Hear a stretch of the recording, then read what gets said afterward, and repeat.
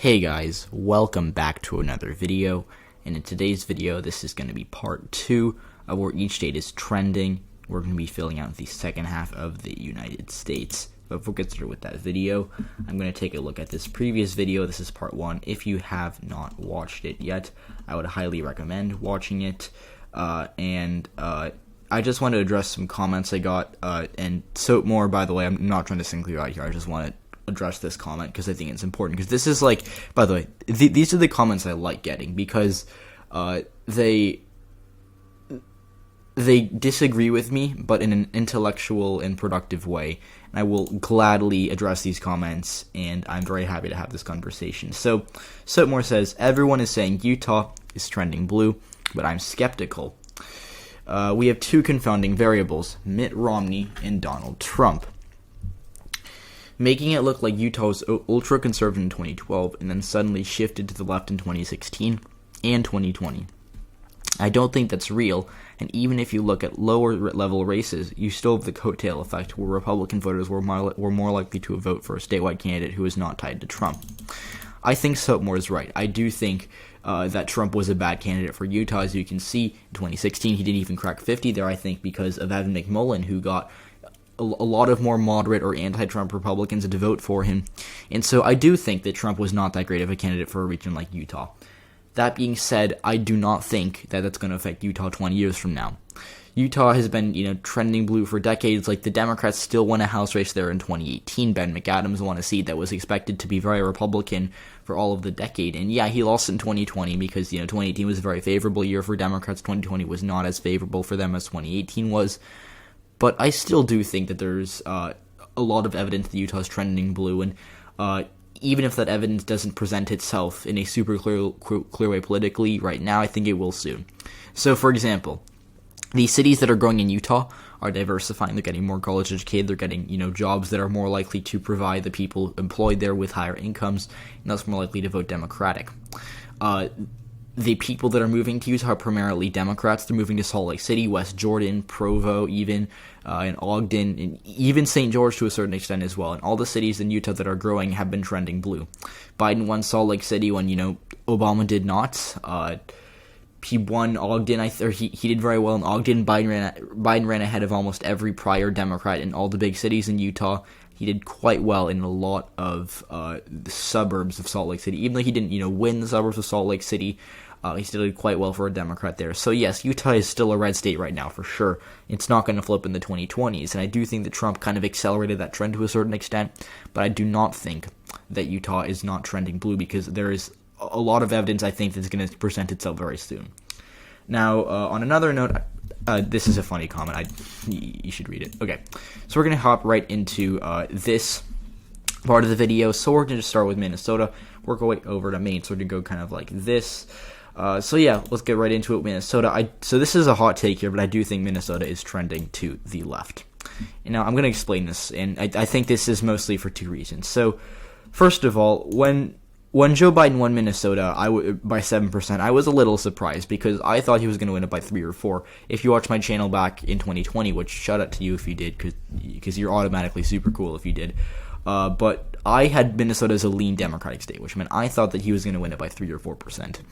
That did not happen. Biden not only did he do better than I thought, and he actually flipped a few counties I had him losing.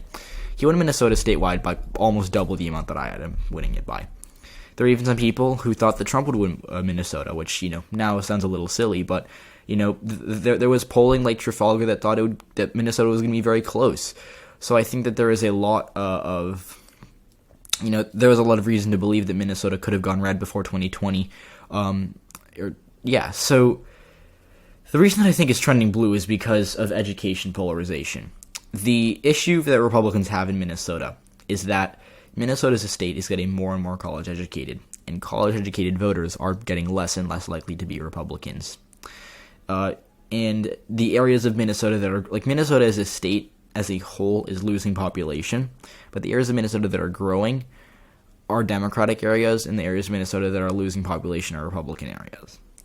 The Minneapolis, like Hennepin County, Ramsey County, even Anoka County, those areas are gaining population because they're in, the urban areas, and they're trending blue For example, if you take a look at Anoka County, which was a county that Biden did very well, and he only lost it by, as you can see, about 2%. In 2012, Obama, he did better in Minnesota than Biden did. As you can see right here, he won it by 8. Biden won it by a little under 7. Anoka County was a county that Mitt Romney ran ahead of Donald Trump in, despite being worse in the state as a whole. So I do really think that Minnesota is going to trend to the left in the future, mostly because of education polarization, because the Democratic Party is likely to gain in the areas that are gaining population, whereas the Republicans are losing, the areas that are losing population are more Republican. On the other hand, though, I think Iowa is very, very, it can be very red. I'd be surprised if the Republicans, or if the Democrats win Iowa in the 2020s at any statewide level. I get that Rob Sand is a statewide, I think he's the state auditor of Iowa. He won, but he ran unopposed in 2018, and that was really the only statewide race the Democrats won in Iowa. And I get that they did well in the House in 2018, but 2018 was a really good year for Democrats. That, yes, we're going to see another blue wave sometime in the future, but I do not think that it's going to manifest Iowa going blue again. The Democrats do have some favorable trends for them in Des Moines and, Polk County and Johnson County, even in Dallas County, which they're probably going to flip in 2024, if I'm being honest. But they still have room to fall in the rural areas. And it's already bad for Democrats in Iowa. It's probably going to keep getting worse for them in the future. And I think for that reason, you're going to classify Iowa as our first definitely trending Republican state. Now, in Missouri, I think the Democrats have a similar dilemma. It's not as apparent. I think it's slightly less Republican trending, but the issue that Democrats have in Missouri is that they're going to reach a point where they're going to run out of votes. The city of St. Louis itself, I think, is actually losing black population. As we know, black voters are primarily Democratic. So if cities like St. Louis are losing population, and that is the people that are leaving the city are majority, or that demographic is majority black, that's an issue for Democrats. Same with Kansas City, I think, to a lesser extent.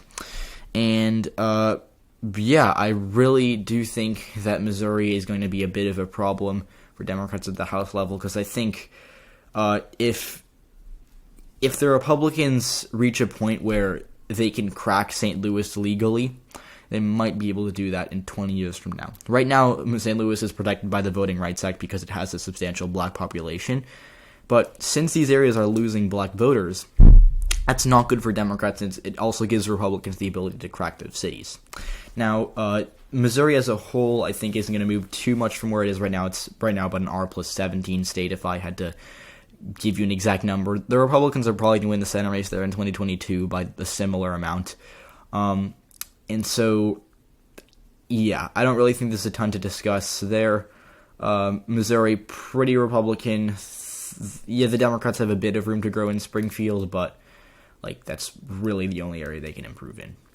Now, Arkansas, I think, is trending blue. It's very, very narrow, and I know this is another hot take, and I think I saw a comment on the video that's like, oh, you're a Democrat hack, you're you think every state's trending blue.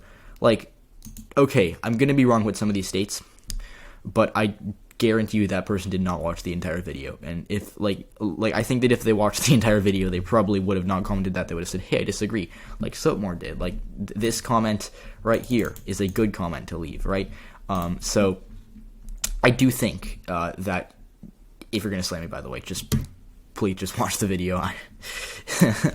All right, Arkansas, though. So Arkansas is interesting because the areas of Arkansas that are Democratic are basically only Little Rock and then the Delta counties. The Delta counties are majority black, rural counties that, yes, are slightly Democratic, but they're losing population. That's not going to gain votes to the Democrats. Also, I'm going to move my mic closer to me because I think it might be a little quiet. The Delta counties are not good for Democrats right now because they're going to lose population, which is going to lose them votes. But it doesn't really matter because, when you really look at it, these counties only have a couple thousand people. Biden won St. Francis with 3,000 votes, Lee with 1,000, Phillips with 3,000, Deschamps with 2,000, and Chakotay with 2,000 as well. So I'm not really sure if it matters because they're gaining in Pulaski, which is where Little Rock is. They're gaining in Jefferson, which is, kind of similar. And, Biden won Jefferson with 15,000 votes. He's probably, the Democrats are probably going to do better there in the future. Same with Pulaski. Pulaski was fairly competitive. Even in 2004, So in 2004, Kerry did better than Biden as a whole in Arkansas. He actually got 44% of the vote there. But relative to the state, Pulaski was not like super Democratic. Pulaski was at the Kerry plus 11 county, despite the fact that he did like what? Okay, he lost a state by 11. So Pulaski voted 22% to the left of the state in 2004. In 2020, it voted like 28 plus, or like 28, like in 2020, it voted like 50% to the right of the state. So Pulaski as a whole is trending blue. And another region of Arkansas that's trending blue is Washington, I should say the Fayetteville areas where Washington and Benton counties are. Washington voted for Donald Trump by 4%, but in 2008, when Obama, he didn't do amazing really in Arkansas, but he lost Arkansas. Like, as you can see, he lost it by 20, which is better than Biden, but still not great. Washington County, I think, was like, McCain won it by like 15 or something. Yeah, he won it by 13%. So Washington and, like, the two largest counties, which are Washington and Pulaski, if I recall correctly, yeah, these, like, the two largest counties are trending Democratic. And that's not going to, like, it doesn't mean that Arkansas is a state that's going to flip blue anytime soon. I just think the Democrats are going to start to improve on their margins there a little bit. However, I think it's the opposite with these states. I'm just going to classify some of these deep south states because I just want to kill a few birds with one stone. Just kidding. I don't like to kill birds. Killing birds is bad. But Louisiana, Mississippi, and Alabama, I think, are states that are, like, similar in that the Democrats have a very slim path to victory here. They rely on getting black voters to come out for them. And the path also needs, like, 20% of, or maybe even 30% of Republicans to cross over and come out and vote for them. And that means that you have to get ancestral Democrats who haven't voted Democrats and score Clinton in some cases. So, if we're being entirely realistic here, I do not really think that these states are going to get any redder. But there's not a ton of room for Democrats to grow outside of the suburbs. And it doesn't really matter because the suburbs in the South are so red that it, like a 10-point swing in a suburb in Alabama is less effective than it is in, like, Texas or Georgia, because suburbs in Texas are pretty competitive. Suburbs in Alabama are like R plus 40. Like, it's like, okay, so in 2016 Trump won, Shelby County I think is the best example I can find. So in 2020 Trump, or actually it's the start of 2016. So in 2016, if we go to Alabama, look at Shelby County right here. Shelby was a county that Donald Trump ended up winning by about 50%. In 2020, Trump lost it, or Trump won it by 40%. So it swung 10%, actually I should have just done this. It swung 10% to the right, or 9% to the left, excuse me. So it definitely was better for Biden than it was for Hillary Clinton. But it doesn't matter because it's still so red. It's like, whoa, we got 29% of the vote instead of 21% of the vote. Like, whoopee. It doesn't really matter. And it's the same thing for areas of Louisiana. Like, if we take a look at St. John the Baptist Parish, which is, kind of exurban, suburban New Orleans. I guess Jefferson would be a better example, although it's kind of big. Because the county that New Orleans itself, the parish is the technical term, is Orleans Parish. And Orleans Parish itself was not, much more Democratic in 2020 than it was in 2016. But if we take a look at some of the suburbs of, Jefferson, North Jefferson's pretty suburban. Jefferson County as a whole trended about 4% to the left in 2020. So we're seeing these swings in southern suburbs towards the Democrats, but it does not matter because they're already so Republican that it's like, okay, really? It's kind of ridiculous. Florida's another one that's trending right, but it's for a different reason. It's because Hispanics are, really, really turned away from Democrats, especially in Florida. And I get the Hispanics across the country are different. I'll always say this. I think Hispanic, something that makes me a little, I shouldn't say mad because that's harsh, but something that, kind of rubs me the wrong way is when people, say, Hispanics are trending right. Okay, you're partially right about that. And by the way, if someone's thinking that right now, I'm not calling you out by any means. But, I've seen it where it's all Hispanic voters are more Republican than they were in 2016. And yes, Trump did better nationwide with Hispanics in 2020 than in 2016. But I do think it's important to recognize the fact that Hispanic voters in one state are very different than they are in another state. And treating them as just one group is kind of unproductive. It doesn't help in the grand scheme of things. It's not quality election analysis, right? And I mean that literally because... you can't just, that's like me saying, America trended 2% to the left in 2020 relative to 2016. Like, it's just not productive. I think we can go much more in depth and take a look at Florida, for example. So in Florida, the main Hispanic groups are Cubans, Puerto Ricans, Venezuelans. I think if you start to go a little further, Mexican and voters from Nicaragua as well. I think it's the main two are Cubans and Puerto Ricans.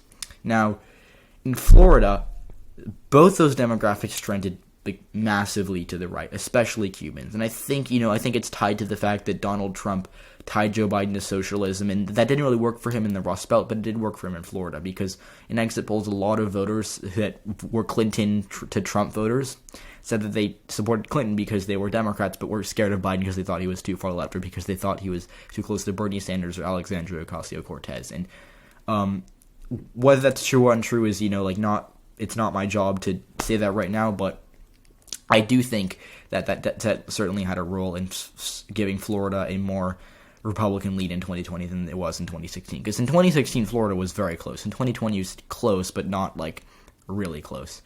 And so, yeah, I think that's basically all I have to say, is that Hispanic voters are in Florida, and specifically, are trending to the right.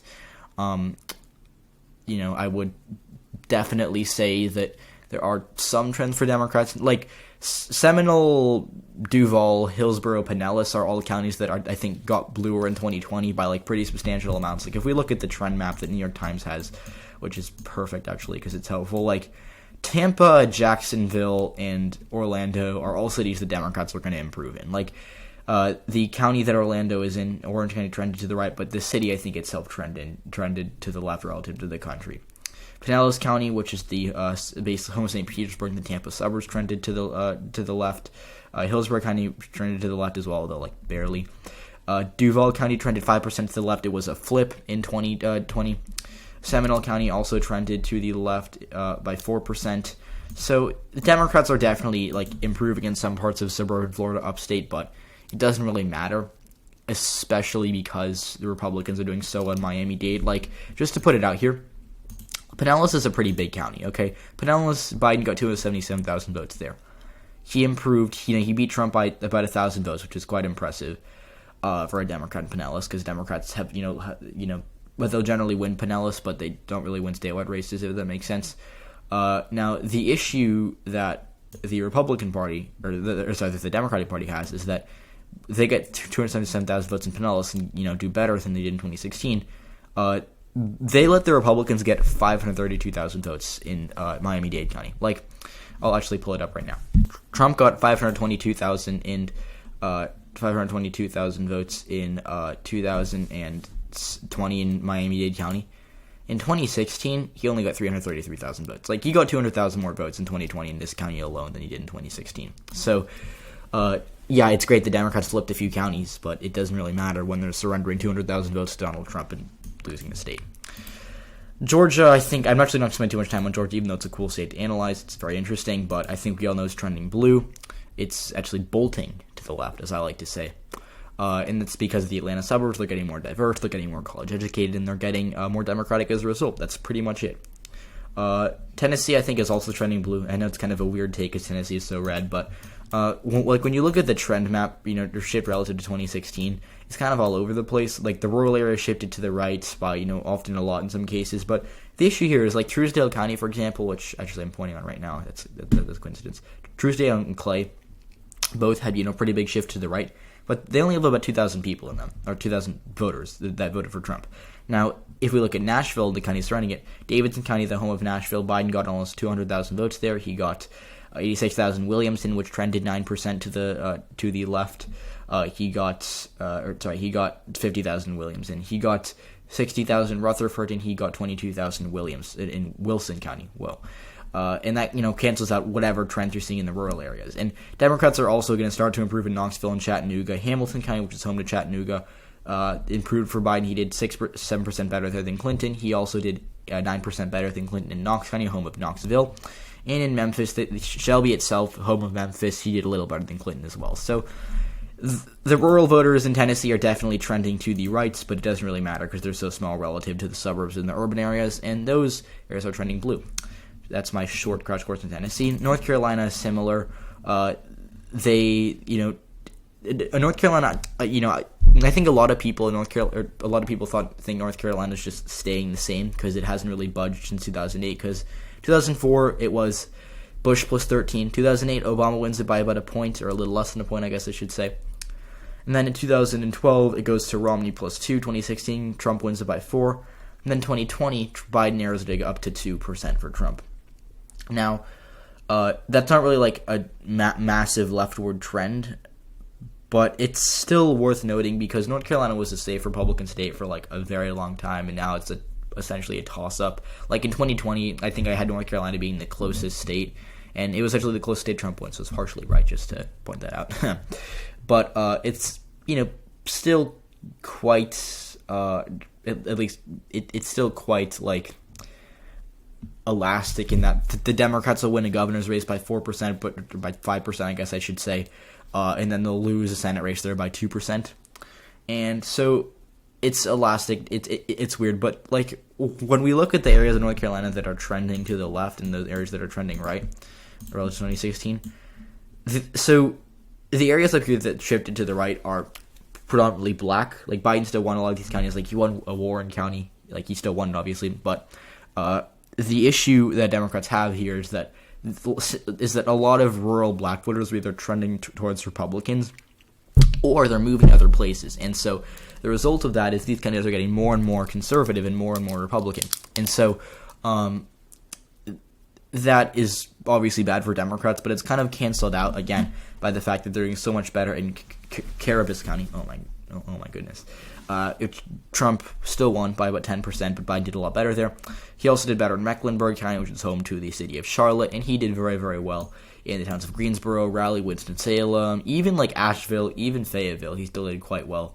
The county that Fayetteville is in trended to the right, but like Biden was supposed to so I guess I just pointed out right here. So Fayetteville is in Cumberland County, which, as you can see, Cumberland County didn't really budge, but the areas around it trended to the right. And I think that's kind of evidence of how like it sounds weird because I've been looking at trends this entire video and explaining how a lot of them favor Democrats and how a lot of them favor Republicans. But those trends are a little misleading because, yes, these areas got more Republican, but like the Democrats, A, got more votes in 2020 than they did in 2016 because those areas are growing. And B, it shows that like Fayetteville's not that big of a city. Like it's like the city of Fayetteville itself, I think, has like 100,000 people, and the county probably is a little more than that. So yes, it's a mid-sized city, but mid-sized cities eventually do develop suburbs. And I think Fayetteville is kind of like a few years, or I guess a few decades behind Charlotte or Greensboro, in that it's growing. Like the state of North Carolina as a whole, North Carolina is growing, but it's just not really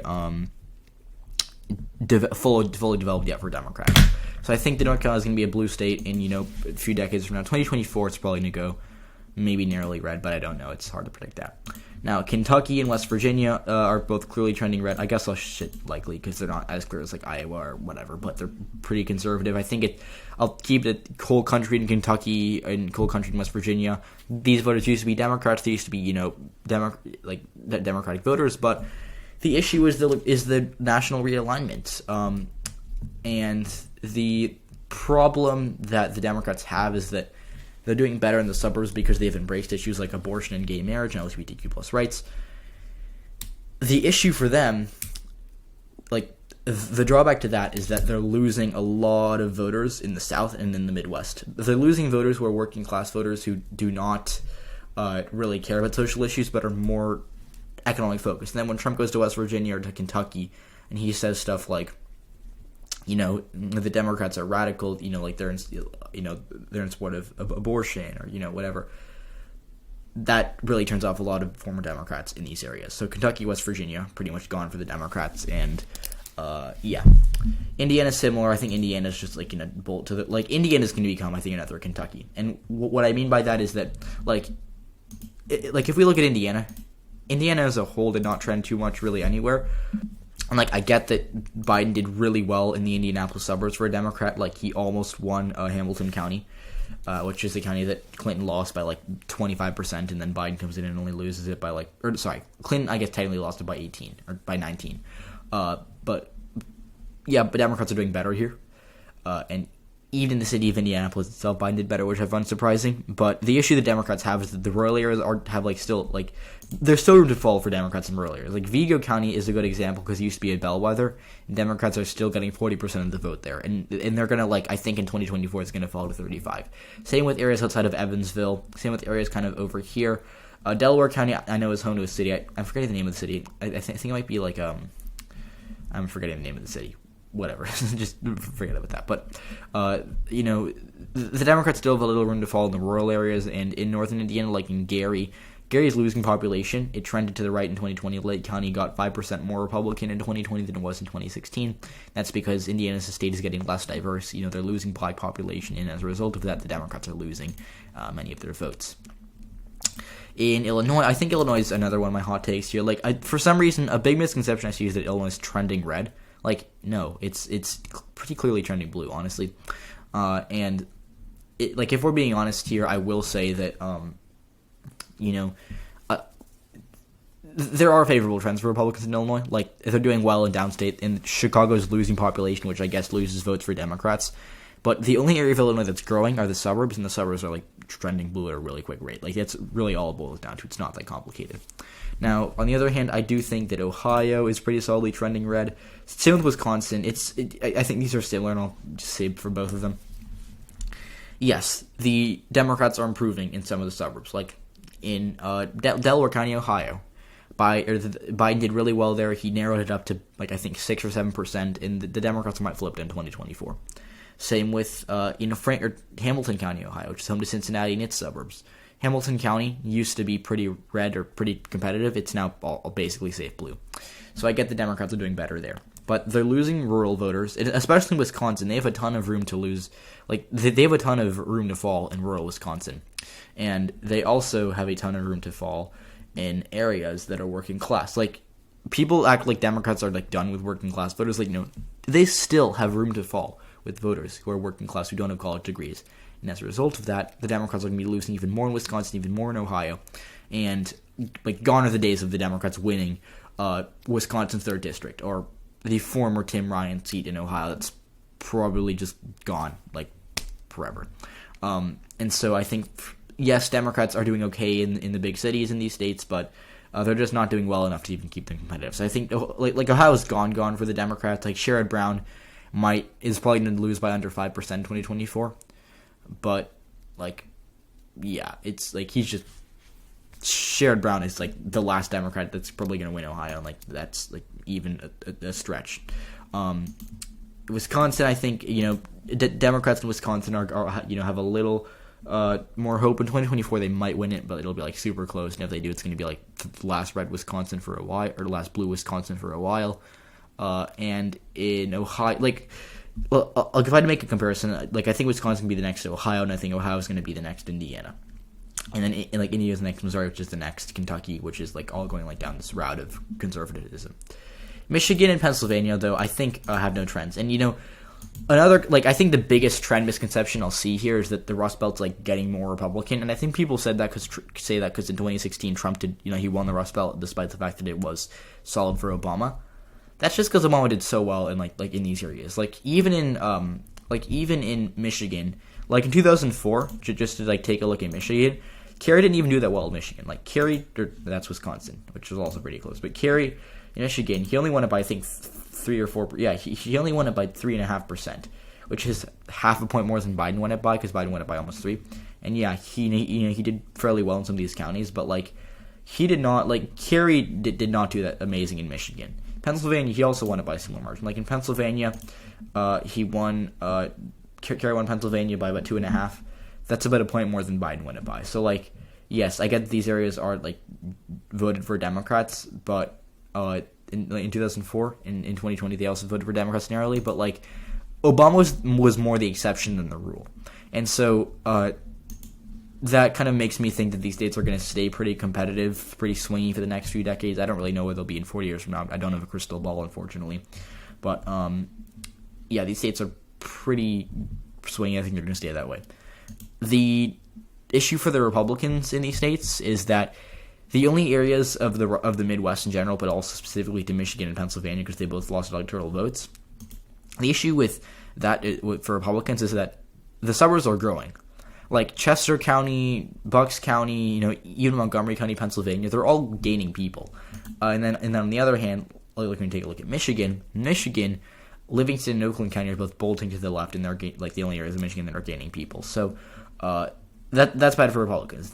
The bad thing for Democrats in these states is that the rural areas and the urban areas are both trending to the right. I think I'll show this again, but in Wayne County, which is home to Detroit, Biden only did a point better than Clinton. And if you look at Philadelphia actually trended to the right.